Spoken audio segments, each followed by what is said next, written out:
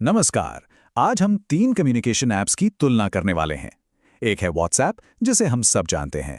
दूसरा है ज़ोहो मेल, जो प्रोफेशनल दुनिया का हिस्सा है। और तीसरा है एक नया चैलेंजर, अराटे। इन तीनों में से हर जरूरत के लिए सही ऐप कौन सा है, चलिए पता लगाते हैं।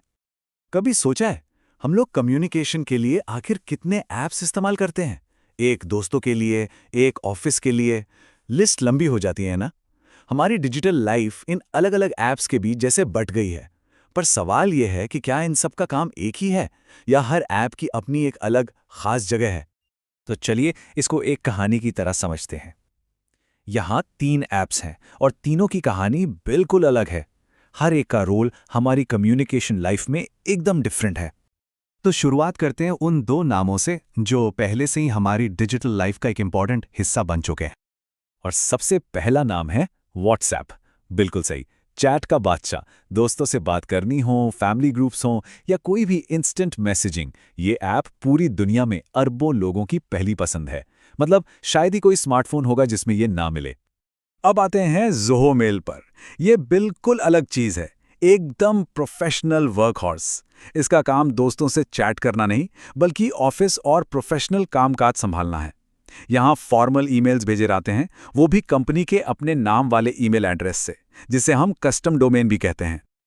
तो इन दो जायंट्स के बाद अब एंट्री होती है एक नए खिलाड़ी की। नाम है अराता, एक नया मेड इन इंडिया ऑल्टरनेटिव जो सीधे सीधे व्हाट्सएप को चैलेंज करने के इरादे से आया है। तो आखिर क्या है इसमें इतना खास? तो देखिए, अराटे को व्हाट्सएप का एक देसी जवाब माना जा रहा है। इसकी सबसे बड़ी यूएसपीज हैं, पहला मेड इन इंडिया टैग और दूसरा प्राइवेसी का वादा। इसका मतलब साफ है, नो एड्स और डेटा बेचने का कोई चक्कर नहीं। प्लस इसमें पॉकेट नाम का एक पर्सनल स्टोरेज फीचर भी है। और हाँ, इसे एक साथ 5 डिवाइसेस पर चलाया जा सकता है। ओके, तो आइए अब आते हैं असली मुद्दे पर, वो बात जो सबसे ज्यादा मैटर करती है। इन तीनों ऐप्स में और खासतौर पर व्हाट्सएप और अराटी के बीच आखिर असली फर्क है कहाँ? चलिए इसे और गहराई से समझते हैं। ये टेबल इन तीनों का एक क्विक कंपैरिजन दिखाती है।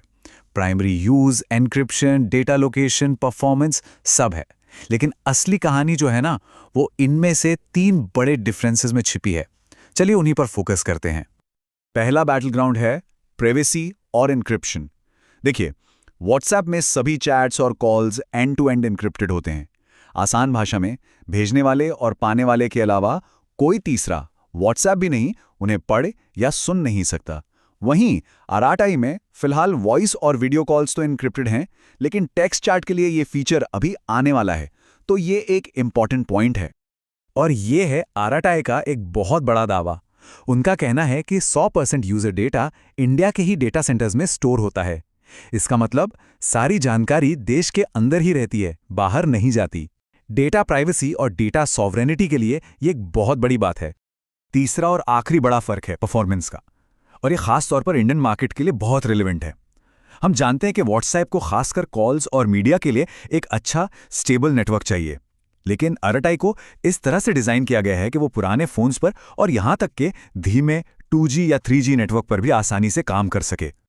तो इन सब बातों को ध्यान में रखते हुए सवाल वही आता है, आखिर कौन सा ऐप किस काम के लिए बेस्ट है? इसको बिल्कुल सिंपल रखते हैं। तो आइए इसका फाइनल वर्डिक्ट देखते हैं। अगर बस सबसे दोस्तों, फैमिली, हर किसी से तुरंत कनेक्ट होना है तो जवाब है व्हाट्सएप।